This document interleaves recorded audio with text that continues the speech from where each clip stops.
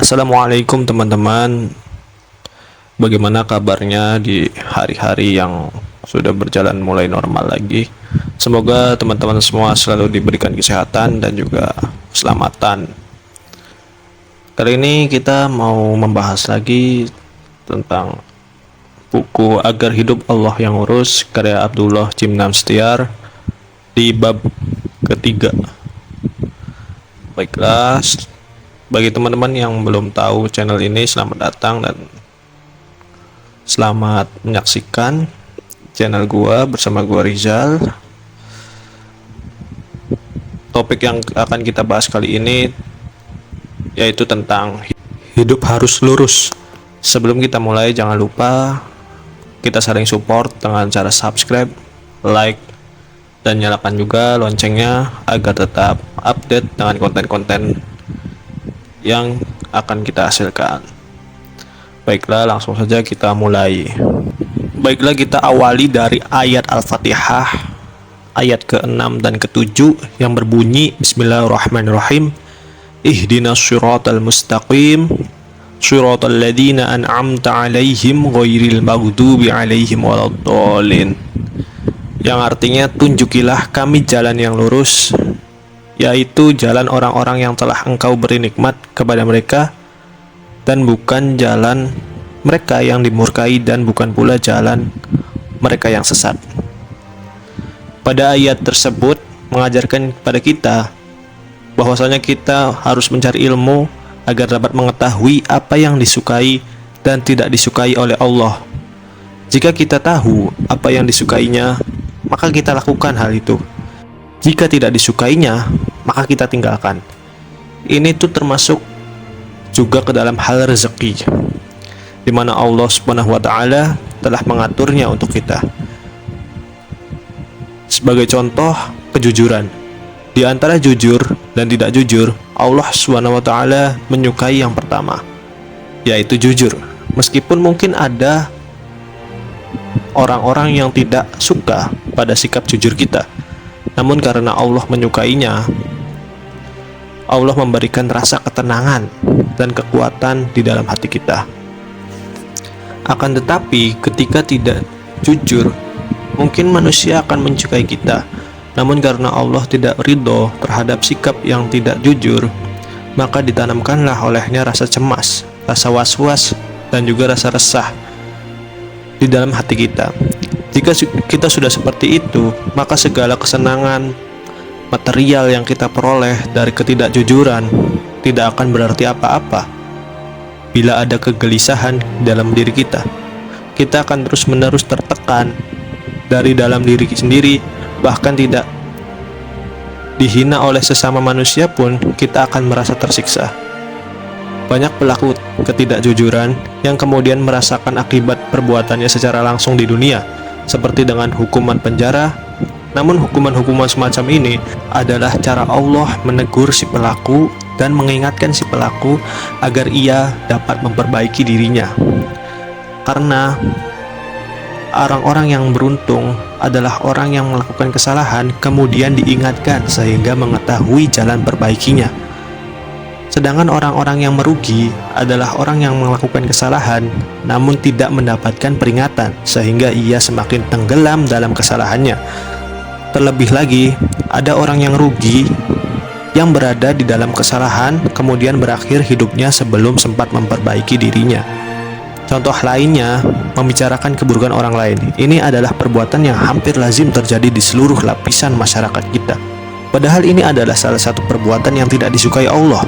Membicarakan keburukan orang itu bukanlah hal yang mengenakan. Pelaku perbuatan seperti ini ketika baru saja membicarakan keburukan orang lain, maka kondisi hatinya seketika itu juga tidak enak. Penuh prasangka negatif, kecurigaan, iri, dan dengki. Itu baru dari aspek dalam. Dari aspek luar, raut muka pelaku perbuatan ini pun seketika itu akan berubah jadi tidak mengenakan. Demikian pula dengan kalimat-kalimat yang diucapkannya. Sebaliknya, dengan orang yang membicarakan kebaikan orang lain, saat melakukan hal itu, keadaan hati si pelaku akan baik karena berisi hal-hal yang positif tentang orang yang dibicarakannya. Raut mukanya pun cerah dan sumringah. Ucapan-ucapannya pun berisi kebaikan dan optimisme. Nah, kemudian contoh berikutnya adalah merokok. Jika kita mencoba bertanya, apakah Allah suka terhadap perbuatan merokok?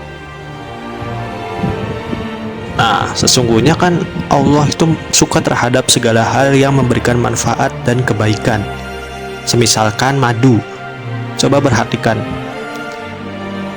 Allah menjelaskan berbagai macam tentang madu di dalam Al-Quran dan tentang manfaat yang tidak bisa diperoleh dari madu. Tulisan-tulisan yang terkait atau menerangkan tentang madu pasti berisi manfaat atau kebaikan, seperti memberikan kesehatan, kekuatan, dan meningkatkan imunitas tubuh.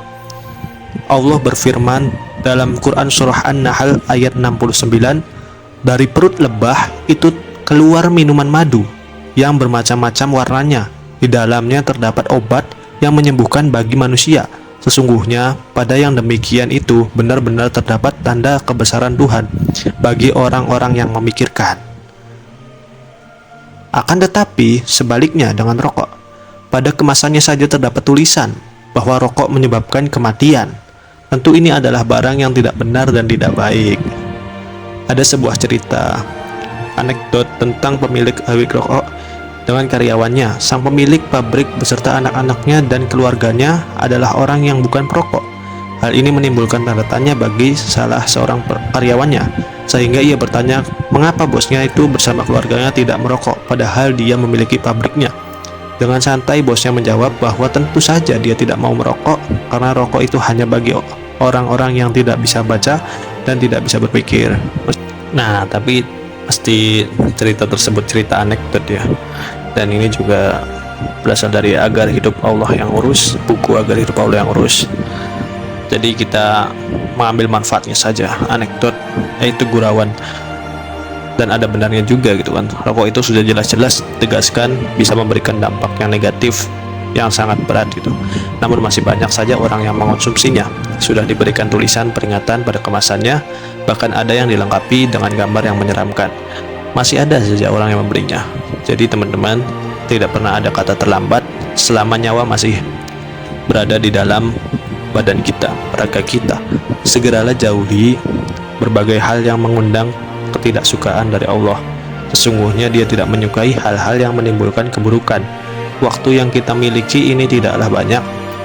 Sangat sayang sekali jika harus disia-siakan karena perbuatan-perbuatan yang tidak bermanfaat dan tidak disukai olehnya. Bahkan bisa-bisa kita terjerumus kepada sikap kufur nikmat karena mengisi nikmat waktu dan kesempatan kita dengan perbuatan-perbuatan seperti yang tadi disebutkan. Na'udzubillah min zalik. Padatkanlah aktivitas harian kita dengan kebaikan dan perbuatan yang disukai olehnya. Teladanilah bagaimana perilaku teladan kita Nabi Muhammad SAW. Niscaya Allah Subhanahu wa Ta'ala akan mengurus kita. Allah akan memudahkan rezeki kita dan Allah akan mempercepat jalan keluar atas segala problematika hidup kita, insya Allah. Semoga kita semua selalu mendapatkan petunjuk dan keberkahan dari Allah Subhanahu wa Ta'ala. Terima kasih yang telah menonton sampai menit sekarang tentang video dari pembahasan buku Agar Hidup Allah yang Urus karya Abdullah Jimnastiar, bab ketiga. Masih ada 2 bab lagi dan kita semua mengambil manfaatnya saja dari buku tersebut ya. Kita sama-sama belajar, kita sama-sama berusaha memperbaiki diri dari kemarin agar lebih baik. Gua Rizal pamit undur diri dan sampai jumpa di video berikutnya.